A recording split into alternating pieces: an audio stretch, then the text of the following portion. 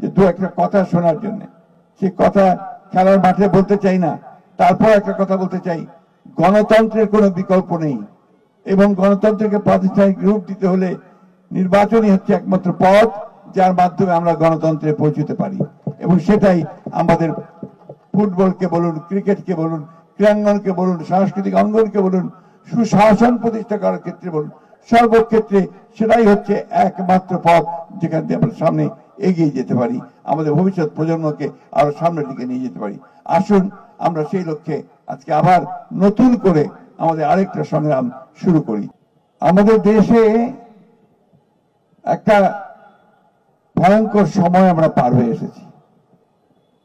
প্রায় 15 বছর একটা পাথর আমাদের বুকের মধ্যে চেপেছিল। সেই পাথর আমাদের সমস্ত প্রতিষ্ঠানগুলোকে দানবের মতো সব ধ্বংস করে ফেলেছে। এই খেলার মাঠগুলোকে ধ্বংস করে ফেলেছিল। এই ঠাকুরগাঁয়ের খেলার মাঠে আমার ব্যক্তিগত স্মৃতি অনেক অনেক, সেই সব বলে আমি এখন আর সময় নষ্ট করব না। শুধু এইটুকু বলতে চাই, এই মাঠের সঙ্গে আমার সম্পর্ক ছিল অঙ্গাঙ্গী ভাবে জড়িত। আজকে আমি ধন্যবাদ জানাতে চাই আমাদের সেই সমস্ত ছেলে মেয়েদেরকে যারা এখানে ডিসপ্লে করেছে। অত্যন্ত চমৎকার ডিসপ্লে হয়েছে, খুবই সুন্দর। আমি স্কাউট এবং গার্লস গাইডের ছেলে মেয়েদেরকে ধন্যবাদ জানাতে চাই যে তারা এখানে শৃঙ্খলা রক্ষা করেছে। সবচেয়ে বড় কথা হলো যে আমাদেরকে এই যে একটা ভূমিকম্প হয়ে গেল, আমাদের তরুণেরা, আমাদের ছাত্ররা যেভাবে একটা ছাত্র জনতার অভ্যুত্থান সংগঠিত করে আমাদেরকে নতুন বাংলাদেশ নির্মাণ করবার একটা সুযোগ সৃষ্টি করে দিল, সেই সুযোগটা যেন আমরা গ্রহণ করি। শুধু রাজনীতির ক্ষেত্রে নয়, সেটা আমরা সর্বক্ষেত্রে, খেলাধুলা, সংস্কৃতি, আমাদের জীবন, সামাজিক জীবন, শিক্ষা ক্ষেত্রে, স্বাস্থ্য ক্ষেত্রে, সর্বক্ষেত্রে যেন আমরা একটা নতুন বাংলাদেশ দেখতে পাই। আমি আজকে আমাদের সঙ্গে যিনি এসেছেন এখানে,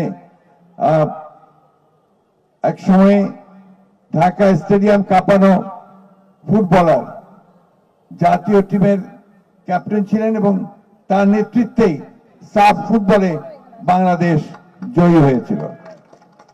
তিনি এখন রাজনীতির অঙ্গনে এসেছেন, সেখানে এসেও তিনি কিন্তু খেলাকে ভুলে যাননি। তিনি এই খেলাই শুরু করেছেন আবার। তার ঢাকা মহানগরের ফুটবল টুর্নামেন্টে আমাকে নিয়ে গিয়েছিলেন তিনি, এবং সেখানে আলাপ হয়েছিল যে আমরা ঠাকুরগাঁয়ে ফুটবল টুর্নামেন্ট করতে পারি কিনা। আমি সেই জন্য তাকে আন্তরিকভাবে ধন্যবাদ জানাতে চাই তার সহযোগিতার জন্য। ঢাকা থেকে আজকে অনেকে এসেছেন, আমাদের কৃতি ফুটবলার সাব্বির, আমি একসময় তার ফ্যান ছিলাম। আমি আমিনুরের ফ্যান, সাব্বিরেরও ফ্যান ফুটবলে। আসলে এরা যখন মাঠ খেলতেন তখন মাঠকে তারা দাপিয়ে রাখতেন, তখন অসংখ্য দর্শক ছিল। আস্তে আস্তে ফুটবলের দর্শক কমে গেছে, ক্রিকেটের জনপ্রিয়তার সঙ্গে সঙ্গে ফুটবল যেন একটু নেমে গেছে। কিন্তু ফুটবল হচ্ছে আমাদের দেশের খেলা, মানুষের খেলা।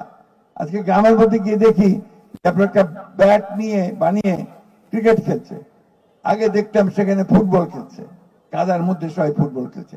এই ফুটবলকে আবার আমাদের জনপ্রিয় করে তুলতে হবে, এবং যে উদ্যোগ আজকে আমিনুল নিয়েছে, সারা বাংলাদেশে সেই ফুটবল টুর্নামেন্ট শুরু করেছে, বিভাগীয় খেলা হয়েছে। এবং একটা ইউনিক ব্যাপার যে একটা রাজনৈতিক দল সে আজকে নেতৃত্ব নিচ্ছে ক্রীড়াঙ্গনে, এবং সারা বাংলাদেশে এই ফুটবল টুর্নামেন্ট শুরু হয়েছে। আমি ধন্যবাদ জানাতে চাই আমাদের ভারপ্রাপ্ত চেয়ারম্যান জনাব তারেক রহমান সাহেবকে, তার প্রত্যক্ষ মনিটরিং এ, প্রত্যক্ষ দিক নির্দেশনায় আজকে আমিনুল তার সহযোগীদেরকে নিয়ে এই টুর্নামেন্ট সারা দেশে করছে। আমি বক্তব্য দীর্ঘ করব না, খেলার মাঠে বক্তব্য কখনোই ভালো লাগে না। শুধু একটা কথা বলতে চাই, আজকে যে নামের টুর্নামেন্টটা হচ্ছে জিয়া স্মৃতি ফুটবল টুর্নামেন্ট, শহীদ প্রেসিডেন্ট জিয়াউর রহমান, অনেকেই ছেলেরা হয়তো জানে না, আমাদের ছোট ছোট প্রজন্মের, তিনি ছিলেন একজন ক্ষণজন্মা মানুষ। তিনি বাংলাদেশে একটা একদলীয় শাসন ব্যবস্থা থেকে বহুদলীয় গণতন্ত্র নিয়ে এসেছিলেন। তিনি এই দেশের গণতন্ত্র বিমুক্ত করেছিলেন, এবং এই দেশটির আমূল পরিবর্তন সাধন করেছিলেন। মাঠে খেলাধুলার ক্ষেত্রে সর্বক্ষেত্রে তার যে প্রত্যক্ষ হস্তক্ষেপ ছিল এবং তাকে তিনি উন্নত করবার চেষ্টা করেছিলেন, সেটা আমরা আজও মনে করি। সেই জিয়াউর রহমানকে মনে করে আসুন আমরা দেশনেত্রী বেগম খালেদা জিয়াকে স্মরণ করে এবং আমাদের বর্তমান নেতা জনাব তারেক রহমান, যিনি আমাদের নেতৃত্ব দিচ্ছেন, এই যে পরিবর্তন, এই যে নতুনের আগমন, এইখানে তিনি সক্রিয়ভাবে নেতৃত্ব দিয়েছেন, সেই সবাই আমরা তাকে আন্তরিকভাবে ধন্যবাদ এবং কৃতজ্ঞতা জানাই। আমরা আজকের এই টুর্নামেন্ট শুরু করার জন্য আমি ঠাকুরগাঁও জেলা বিএনপিকে ধন্যবাদ জানাতে চাই। সেই সূত্রে আমি জানি আমাদের সাংবাদিক ভাইরা এখানে দাঁড়িয়ে আছেন যে দু একটা কথা শোনার জন্য। সেই কথা খেলার মাঠে বলতে চাই না, তারপর একটা কথা বলতে চাই, গণতন্ত্রের কোনো বিকল্প নেই এবং গণতন্ত্রকে প্রাতিষ্ঠানিক রূপ দিতে হলে নির্বাচনই হচ্ছে একমাত্র পথ যার মাধ্যমে আমরা গণতন্ত্রে পৌঁছতে পারি।